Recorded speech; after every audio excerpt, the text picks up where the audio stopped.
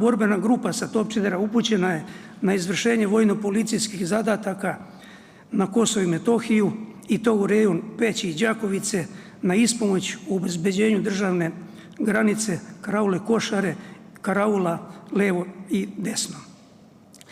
Dana 19. marta 1999. godine stigli smo na odredište i odmah se uključili u obezbeđenje državne granice. Cilj je bio da upoznamo teren, uvežbavali smo zasede, blokade, izviđali smo granični i zagranični prostor, uvežbavali smo pretres terena. U prosjeku smo dnevno prelazili oko 30 km. Nismo imali baš puno informacije o neprijatelju. Bili smo jako sumnjičavi i oprezni.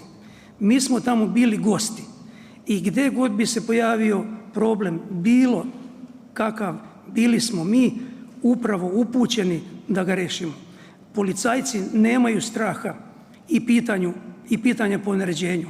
Samo slušamo komandu koja obično glasi za mnom. Pa ko da ne krene posle nje? Naše prethodno uvežbavanje isplatilo se 100%. Sve je bilo prilično normalno i očekivano teško do 9. aprila, a posle toga je nastao pakao. Negde u noć 9. aprila dobili smo naredbu da se uputimo na karaulu Košare, da je tamo izvršten opšti napad. Dobili smo uzbunu, mi koji smo bili u logoru. Naš komandant, tada gospodin major Đurica Iličić, samo je rekao kratko: moramo biti jako brzi, jer ako okasnimo, bojim se, bit će kasno. Skupilo se nas 48 profesionalaca i sa nama nekoliko redovnih vojnika i sve starešine iz komande. Ostali deo borbene grupe 5. bataljona se nalazi na Juničkim i Strevočkim planinama, tamo izvršava zadatke. Ne zna gde smo mi toga 9. i 10. aprila.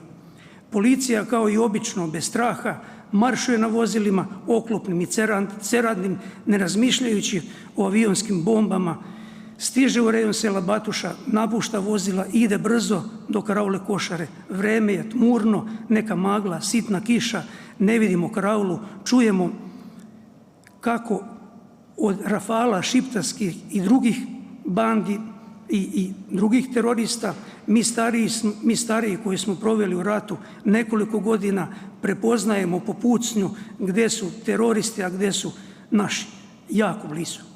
Čelna patrola naša u sastavu vojnik Pugoro Kolarević, vojnik Pugoro Jelić, stari vodnik Lalić i zastavnik Radmilović, ja, pa blizu nas major Đurica, stari vodnik Ivanić, pa ostali deo kolone jako blizu.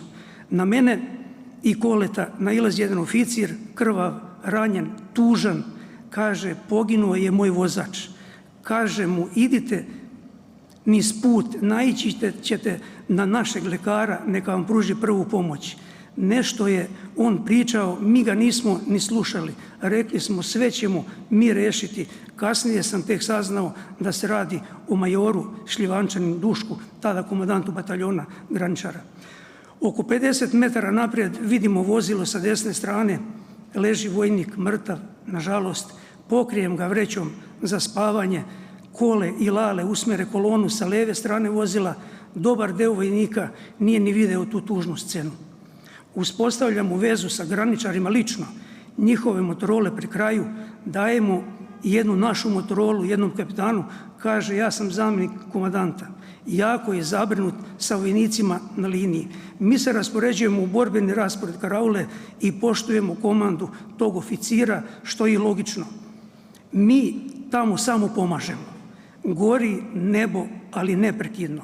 Hrabri graničari ne posustaju ni malo. Ohrabreni našim dolaskom, videvši da smo dobro naoružani, jedan vojnik reče vojniku do sebe: vidi, zastavnik se bori sa nama. Posle se okrenuše i odoše ka granici. Borba traje neprestano. Bio sam skoro na svim ratištima, nažalost. Nigde ni slično nije bilo. Tuče artiljerija, tuku minobacači, tuku bestezajni topovi, a zveri NATO-a bacaju velike bombe po nama i po našoj braći. Dan 9. duži od godine, noć duga kao decenija, sljedeći 10. april još duži, napadi ne jenjavaju, ali graničari i policajci ne odstupaju. Izgubili smo mi objekat koji nismo mogli sačuvati, ali liniju odbrane samo malo pomerenu jesmo. Dragi naši prijatelji, nas 116 graničara i 48 policajaca i ne znam tačno koliko minobacačlija, oko 10-ak.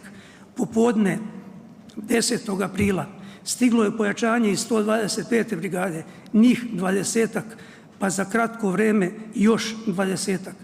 Hoću da kažem, zaustavili smo oko 2.500 terorista, dragi prijatelji. To su zaustavili ovi ljudi koji sede danas ovde, sada zreli i ozbiljni i ljudi sa onima koji nisu sada među nama. Ko ispriča drugu priču ne odgovara istini. I za kraj, dragi prijatelji, iz Udruženja organa bezbednosti i policije Vojne Srbije, da vam se zahvalim u ime svih nas koje ste danas pozvali na ovaj veličanstveni skup.